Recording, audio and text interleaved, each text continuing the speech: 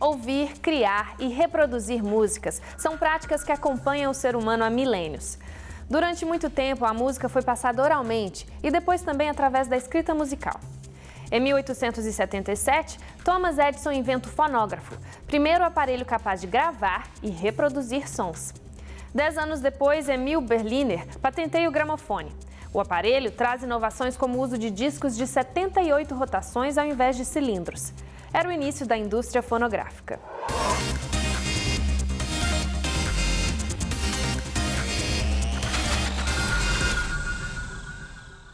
O empreendedor tcheco Frederico Figner foi responsável por 2 grandes marcos no Brasil. Em 1900, inaugurou no Rio de Janeiro a Casa Edison, primeiro estúdio de gravação brasileiro. E em 1913, instalou também no Rio a primeira fábrica de discos, a Odeon. O advento do rádio, a evolução das tecnologias de gravação e o barateamento dos equipamentos e suportes para o consumo de música contribuíram para o desenvolvimento da indústria musical no Brasil.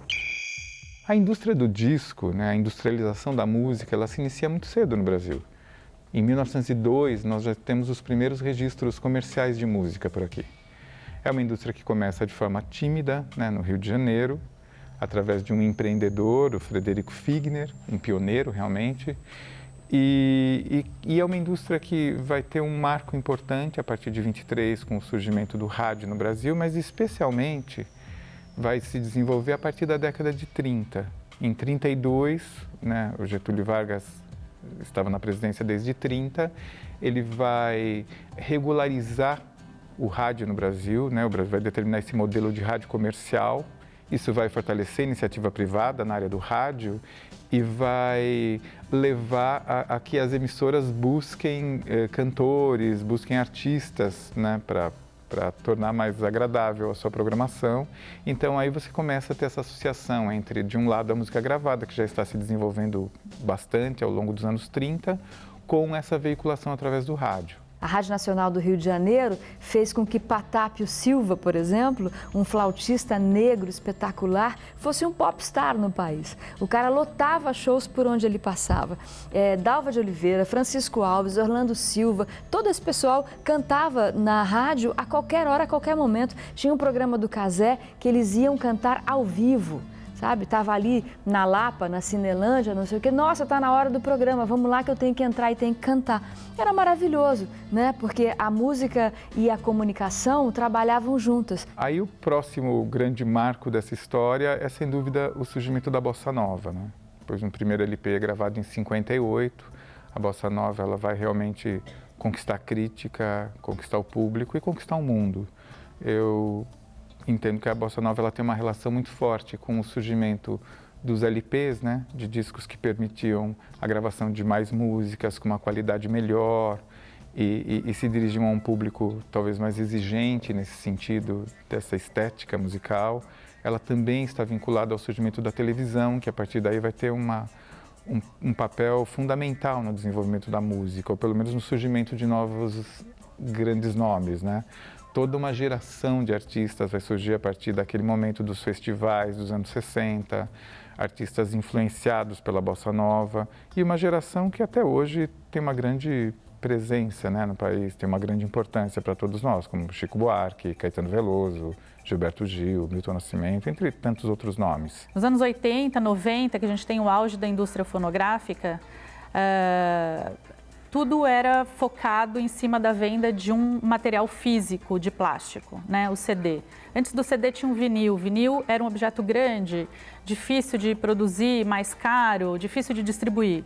Quando você tem um produto que é menor, leve, fácil de produzir e de distribuir, você tem uma distribuição desse produto muito mais fácil e a comercialização desse produto acaba, sendo muito maior. Pela facilidade, o preço é mais barato, enfim. Então você tem nos anos 90 esse auge da indústria fonográfica, com o CD, e logo em 99 você tem a quebra disso com a criação do Napster.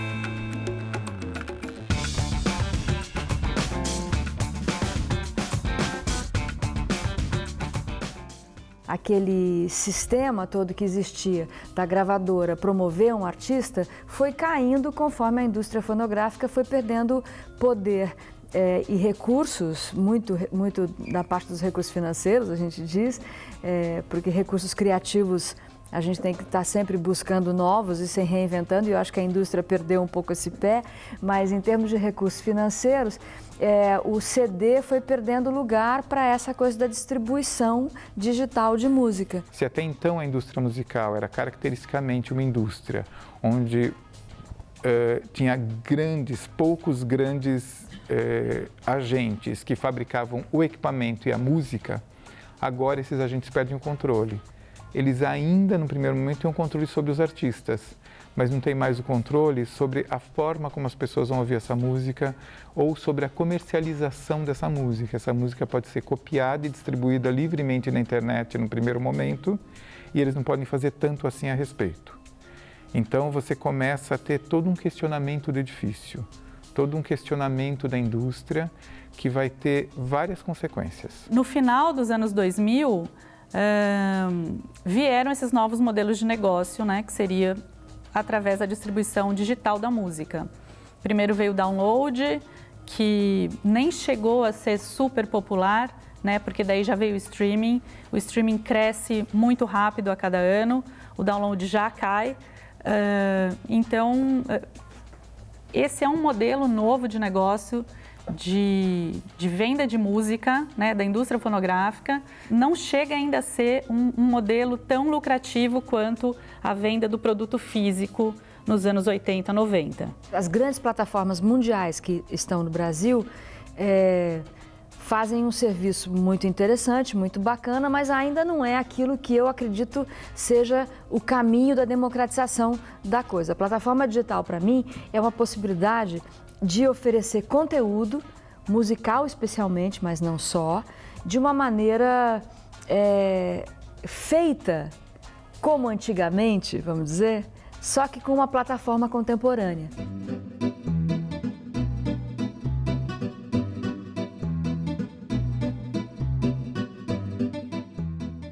O brasileiro ouve muita música, eu ouvi muita música nacional. Então, você tem esse dado que é bastante importante e que tem ajudado a alavancar o nosso mercado, né? Não sei se as pessoas faziam esse prognóstico inicialmente, mas o desenvolvimento da música digital no Brasil, o acesso a essas plataformas de streaming musical, mesmo as assinaturas, é uma coisa que tem se desenvolvido muito bem aqui. Tem crescido bastante, assim como a produção de videoclipes. Hoje, a gente tem certeza de que o audiovisual, o clipe ou o vídeo da música, né, seja ele um lyric vídeo, um web vídeo ou um videoclipe bem produzido, ele é fundamental para a divulgação de um trabalho artístico, de uma música. Não dá para lançar um disco sem ter um produto audiovisual junto, né? Principalmente porque hoje ainda a maior plataforma de streaming para se ouvir música no Brasil é o YouTube. Então o YouTube é muito visual, ele é um canal, né, de streaming de vídeos. Então se você tem que colocar a música lá de alguma forma, né, e você faz isso sozinho, você não precisa de um distribuidor para colocar a tua música lá. Nem que seja uma imagem com a música, né, ou um videoclipe incrível, a música tem que estar lá, porque a maioria das pessoas no Brasil ainda escutam música no YouTube. O vídeo é uma ferramenta muito importante hoje em dia, né, para a música. Tem muita gente que lança álbum com um clipe para cada música. E tem gente que disponibiliza o seu álbum inteirinho no YouTube. E isso eu acho que são estratégias que vêm justamente dessa dificuldade em entrar nas rádios, por exemplo. Antigamente, o lançamento de uma música se dava pela rádio, né? O artista falava, hoje eu estou fazendo rádio, quer dizer, sentava num escritório e dava 40 entrevistas num dia para rádios do Brasil todo. Hoje você viu, por exemplo, há pouco tempo, os Tribalistas lançando num vídeo exclusivo pelo Facebook o seu novo disco, e isso quebrou a internet.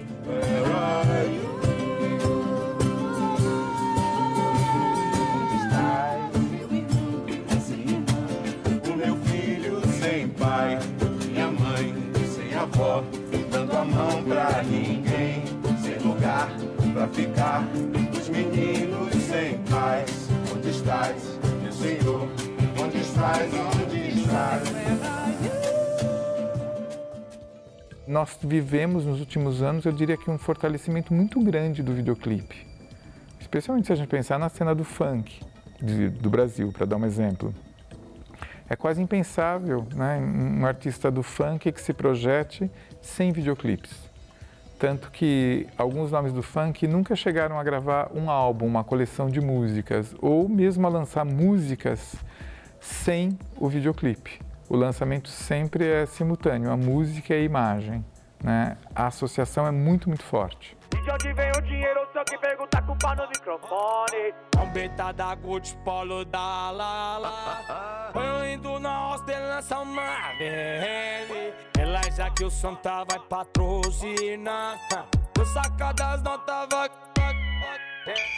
Eu gosto bastante de blues, rock. Rock, música clássica. Gosto de MPB antigo. Eu adoro pop norte-americano, adoro música brasileira. Eu ouço música tipo o tempo todo. Eu ouço muito no carro. Eu tô mais nas plataformas digitais. YouTube, Spotify. Eu ouço mais no Spotify. Raramente eu escuto playlist pré-montada. Eu gosto dessas montadas porque geralmente você ouve coisas que você não tá habituado, né? E o Spotify tem uma opção legal que é o rádio da música, que aí vem músicas parecidas com a música que você tá ouvindo. De vez em quando aparece alguma que eu não gosto e tal, eu prefiro montar já que eu sei o que vai tocar e tal. Tem uma enorme variedade de músicas que estão sendo produzidas agora, né? E eu acho que a rádio ela não dá muito conta, assim. A mídia dá mais valor pro pop, né? Ou até rock um pouco, mas eu acho que outras áreas ficam bem negligenciadas, assim. Variedade nós temos muito. Eles só precisam querer mostrar, principalmente a cena independente, que não tem o mesmo recurso de um artista grande. Acho que falta é vontade mesmo. Consumir música no formato analógico é um hábito que está ressurgindo com a volta dos LPs. A Sony, por exemplo, recentemente voltou a produzir discos de vinil depois de um hiato de 30 anos. Ao mesmo tempo, ouvir músicas em plataformas digitais é uma tendência natural. A tecnologia digital também tirou o monopólio das gravadoras e trouxe mais poder aos artistas. Como está o mercado musical hoje? Hoje a indústria musical, ela tem essa grande dificuldade. Ela não controla mais a inovação tecnológica, ela não controla mais de uma maneira tão forte como no passado a distribuição de música. Outra consequência das mudanças é o enfraquecimento da ideia do disco, do álbum, do CD, fosse no formato que estivesse esse álbum de músicas, essa coleção de músicas do artista, como o grande produto de venda da indústria musical. Hoje ela é uma indústria que se baseia muito mais na venda de direitos, seja dos direitos dessas músicas serem incluídas em filmes, videogames, séries televisivas. Ela se baseia nos direitos de reprodução dessas músicas, nos direitos que são pagos por rádios e também por exibidores de cinema, TVs, pelas músicas que estão lá, pela internet, direitos pagos por YouTube, por plataformas de streaming musical como o Spotify, como o Deezer. Essa história do suporte é muito complicada, porque cada hora vem um dizendo que o outro vai morrer. E aí, esse que era para ter morrido renasce como cult, né? Então, a gente está vendo hoje a história do vinil. Teve também uma rápida retomada da fita cassete, né? Acho que o que está valendo hoje, o que está dando certo hoje, é o digital. A gente carrega a música num negocinho desse tamanho no bolso. A gente vê TV, né, no bolso. O consumidor escolhe e cria o mercado. Então, a gente que produz, tem que ter a versatilidade de estar nos diversos meios, produzir para os diversos meios e estar aberto a quem balança como o mar não tem medo, né? Então, assim, virou para esse lado, vamos para ele, né? Tem que ter versatilidade, jogo de cintura. Todos os suportes são possíveis hoje. A gente saiu de um período onde você tinha que possuir um produto, né? Um CD, um vinil, e você enchia a sua casa, aquelas prateleiras de disco, né? Para quem gosta muito de música, para entrar nesse momento onde você não possui mais a música, você escuta a hora que você quiser, que são as plataformas de streaming. né? Até o download tem caído a venda. Que é isso?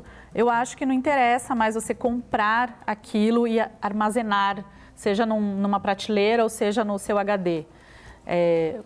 Quando você tem uma opção de ouvir a qualquer momento o que você quiser, né? E você paga uma taxa mensal por aquilo, né? O Netflix é um sucesso por causa disso, o Spotify, enfim, todas as empresas de streaming digital. E eu acho que hoje a gente vive isso, assim, uma sociedade de compartilhamento, né? De colaboração e menos consumo.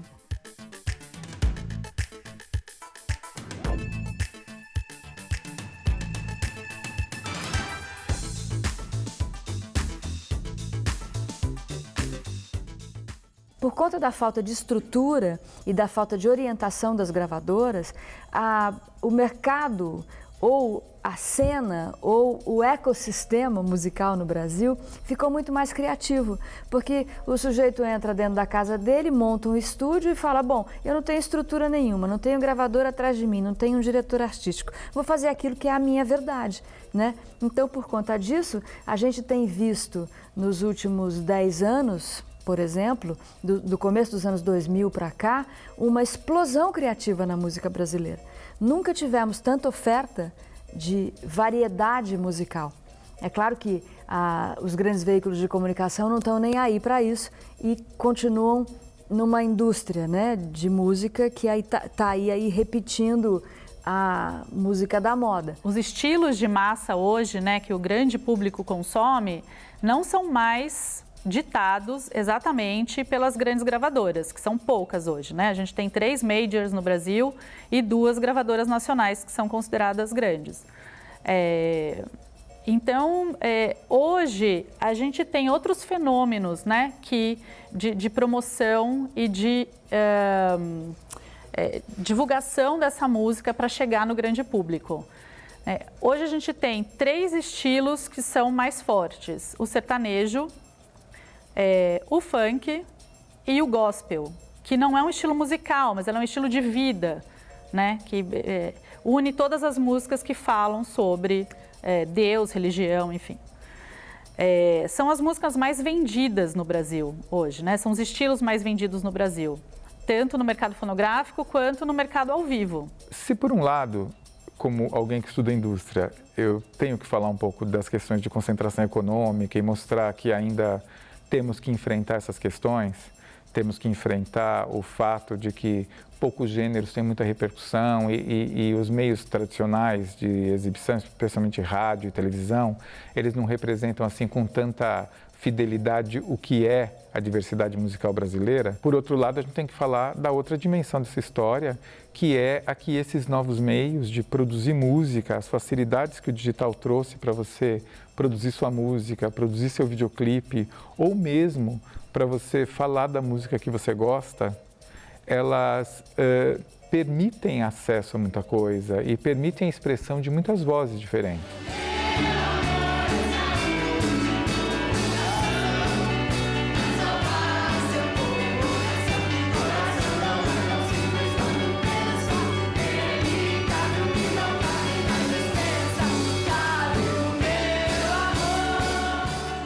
Acho curadoria fundamental para quem quer descobrir coisas novas sem ser vítima do algoritmo, né?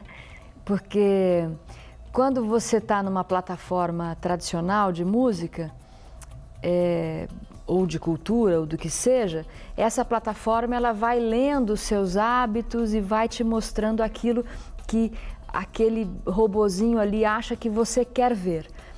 Muitas vezes o que você quer ver você não sabe, né? Então o bom da curadoria é trazer de volta aquilo que o bom rádio tinha antigamente, as surpresas.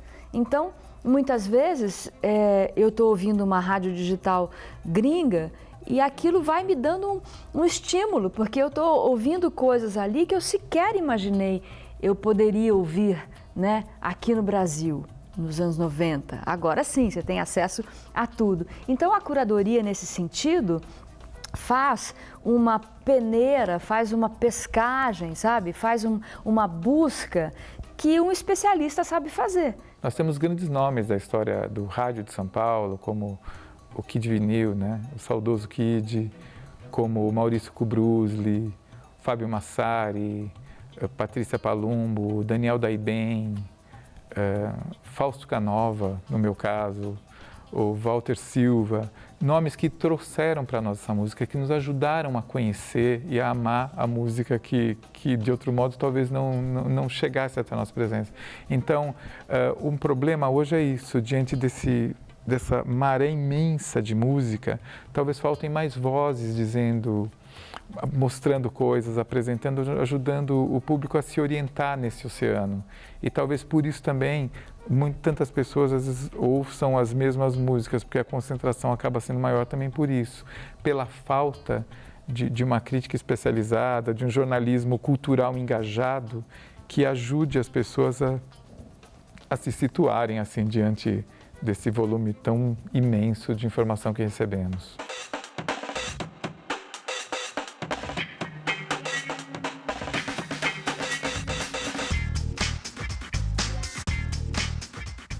Rádio no Brasil, para mim, sempre foi uma questão, assim. Para mim, nunca teve uma variedade, uma quantidade de rádios boas suficiente para quem gosta de música. E no Brasil sempre funcionou a lei de quem tem mais dinheiro, né? A maioria das rádios não funcionam com conteúdo autoral, elas funcionam com conteúdo negociado, né? Então a gente tem essa cultura do jabá aqui, que as rádios mais populares e que tocam sempre as mesmas músicas, é por causa disso. É porque aquelas músicas foram negociadas com gravadoras e estão tocando lá sempre, né, o tempo todo, um número certo por vez, para que aquilo martele na cabeça das pessoas, né, e vire um sucesso de massa. É assim que funciona no Brasil até hoje. Acho que falta muito incentivo público para a música brasileira. A começar do rádio, né? Se você for pensar que numa cidade como São Paulo, a gente tem 2 rádios que tocam só música brasileira, o que dizer, né, a respeito disso? A gente não tem uma agência nacional de música, isso foi engatinhado, ensaiado nos governos anteriores. Eu até participei de umas rodas para a gente pensar sobre isso, porque uma agência nacional do cinema faz muito bem para o mercado audiovisual. Uma agência nacional das águas faz muito bem para o ecossistema das águas, né? Uma agência nacional de música criaria parâmetros para que a gente tivesse um mercado mais saudável da música, né? Eu acho que essa predominância de 1 ou 2 gêneros, né, sazonalmente, não faz bem para a cultura do Brasil. Apesar dessa concentração econômica sobre alguns gêneros, né, musicais, ainda assim, é claro que a gente precisa valorizar o fato de que a música brasileira, desde os anos 90 principalmente, mas claro, também antes, mas principalmente desde os anos 90, porque ela se tornou uma música muito mais regionalizada, ela deu visibilidade a muitos discursos, a muitos locais, a muitos anseios.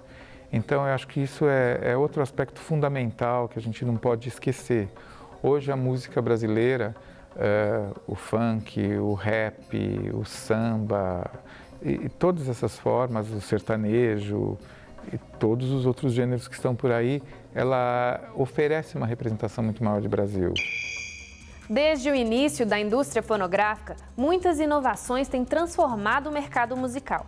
O desenvolvimento do microfone, a evolução dos estúdios de gravação, a invenção dos discos de vinil, fitas magnéticas e CDs são marcos importantes. Mas a independência do artista e a troca de um suporte físico pelo virtual desconstroem vários modelos dessa indústria e aponta para um futuro imprevisível. Mas com certeza, muito musical.